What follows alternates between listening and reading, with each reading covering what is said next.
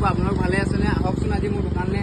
এটা একদম বিলুপ্ত হোৱা মানে কেটেগৰীত পৰি গৈছে আৰু নাইকিয়া হৈছে বৰ্তমান থলুৱা ফল হয়। আহক আপোনালোকক দেখুৱাম। এইটো কি হয় জানেনে? এইটোক আমাৰ বহুতে নৰা বগৰী বুলিও কয়, আহোম বগৰী বুলিও কয় আৰু ইংৰাজীত ইয়াক পিচ ফল বুলিও কয়। একদম পূৰা ভিটামিন আৰু মিনাৰেলছ পূৰা ভৰপূৰ পৰিমাণৰ আছে। এইবোৰ আমাৰ থলুৱা ফল হয়। এইবোৰ মোৰ দোকানত আপোনালোকে পাই যাব। ইয়াত খনিজ পদাৰ্থ পৰিমাণ বহুত বেছি। আপোনাৰ এইটো খালে আপোনাৰ স্কিনৰ কাৰণেও ভাল আৰু বহুত পুষ্টিকৰ সুস্বাদু হয়। আৰু লগতে আমাৰ আজি আনিছিলোঁ বগী জামু আনিছিলোঁ, অলপমান আছেগৈ।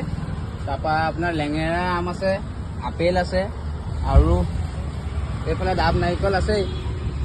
আৰু ড্ৰাই ফ্ৰুটছো অলপ আনি থৈছোঁ আপোনালোকৰ কাৰণে। এয়া সজাই ৰাখিছোঁ ধুনীয়াকৈ। খেজুৰ আছে, তাৰপৰা সৰু খেজুৰৰ পেকেটটো আছে, কাজু আছে।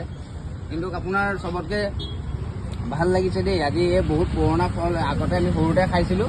এইটো দাদা এজনে নিজৰ বাৰীৰ পৰা আনি দিলে। আমাৰ এই অঞ্চলত পূৰা বান্দৰৰ পৰা উৎপাত হৈছে, সেইকাৰণে গছত ৰাখিব পৰা নাই। তো এতিয়া লৈ আহিছোঁ আপোনালোকৰ কাৰণে পিচ ফল। পোৱা 30 টকা। একদম ধুনীয়া ধুনীয়া ফল পাই যাব। আহি যাব আপোনালোক মোৰ দোকানত। SK ফ্ৰুট ৰিচাৰ্জ তিনিআলি যোৰহাট। জয় আই অসম, জয় জুবিন দা।